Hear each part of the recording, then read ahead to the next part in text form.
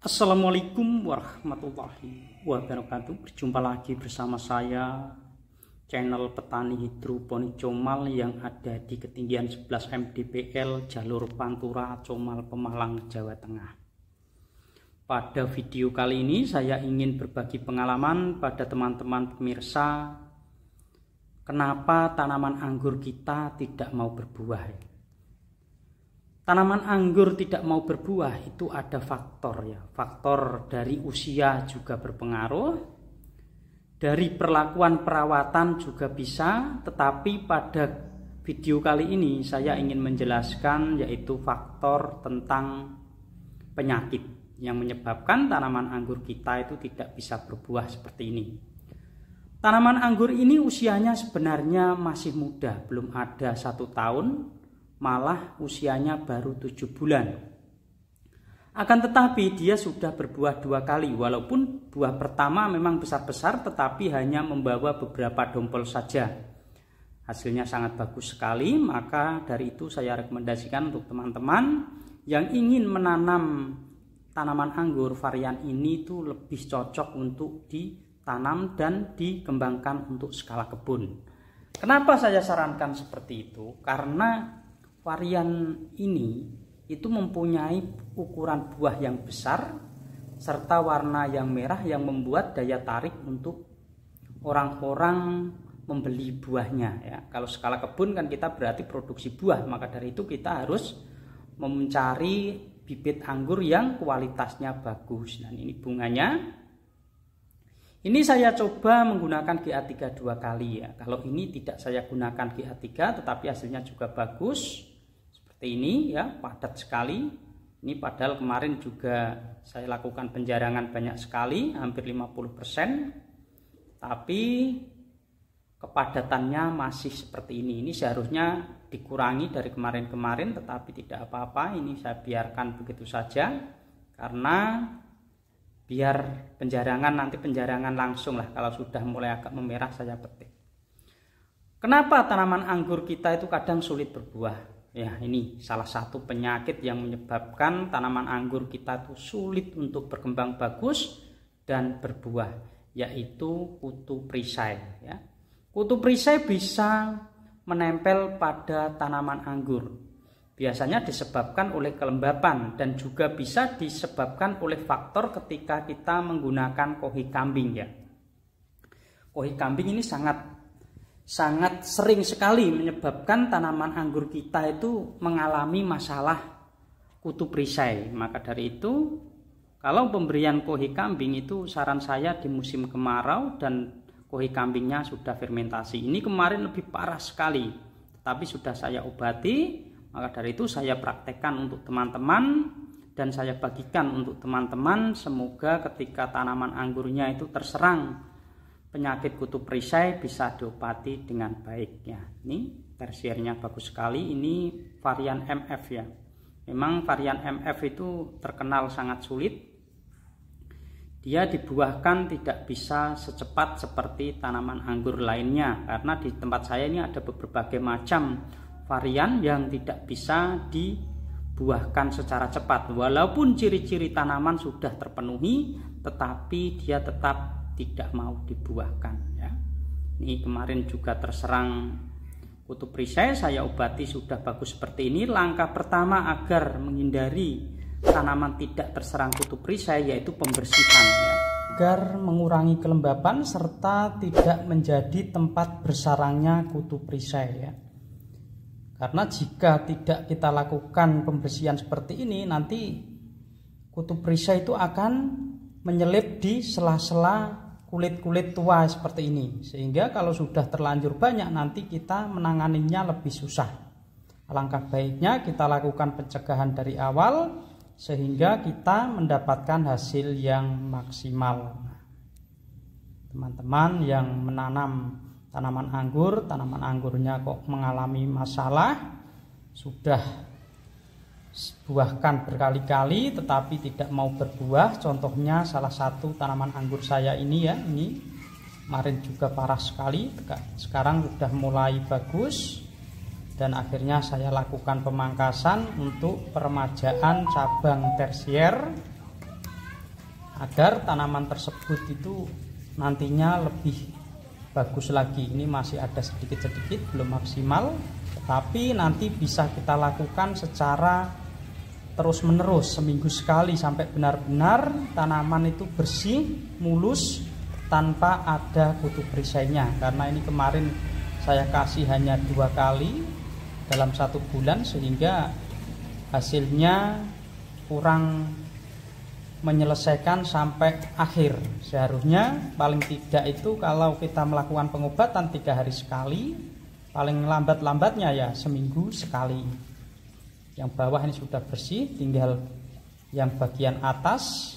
Dan kemarin juga langsung saya lakukan pemangkasan bertujuan untuk pembentukan tersier baru agar tanaman bisa dibuahkan nanti.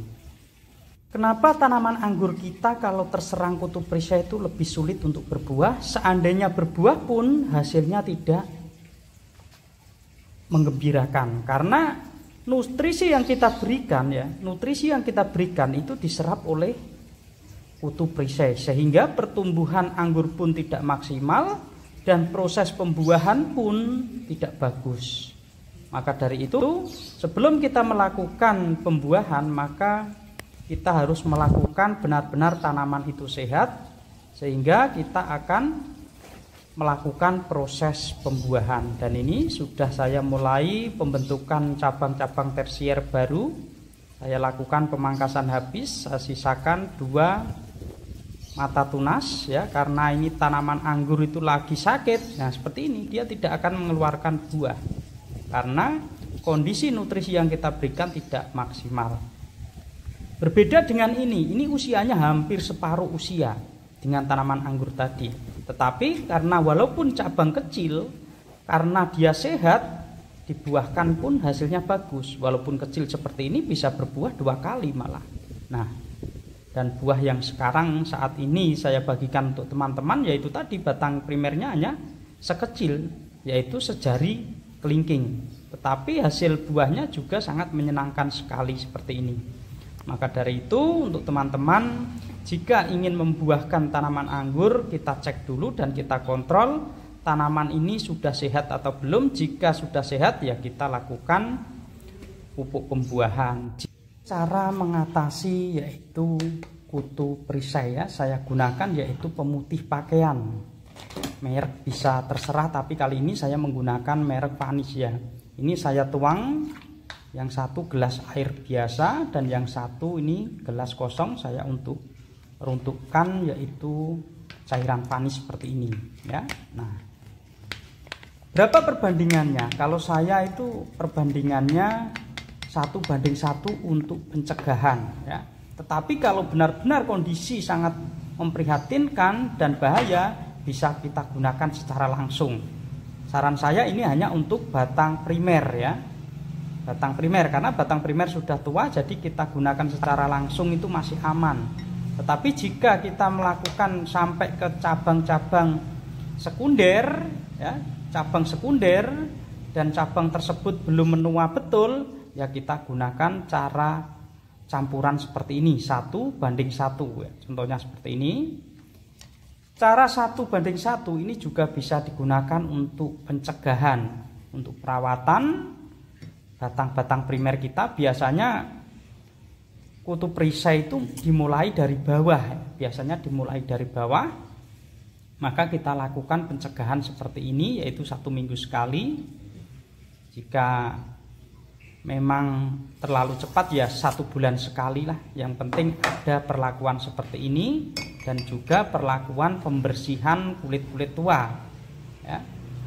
Nah, ini yang mau saya gunakan untuk melakukan pencegahan selanjutnya agar kutu perisai tersebut hilang dari tanaman anggur yang kita tanam. Nah, ini kemarin sudah melakukan yaitu pengobatan dan sekarang lakukan pencegahan, lakukan seperti ini. Karena kalau tidak kita lakukan seperti ini nanti bisa datang lagi kutu perisainya. Alangkah baiknya kita lakukan perawatan terus sampai benar-benar tanaman tersebut itu hilang bersih. Walaupun hilang bersih, karena ini penyakit menular ya, penyakit menular, maka kita tetap akan melakukan pembersihan walau hanya 1 bulan sekali, sekaligus menghilangkan kulit-kulit tua yang ada pada cabang anggur tersebut ya. Semoga video ini bisa memberi manfaat untuk teman-teman yang merawat tanaman anggur. Cara ini efektif sekali.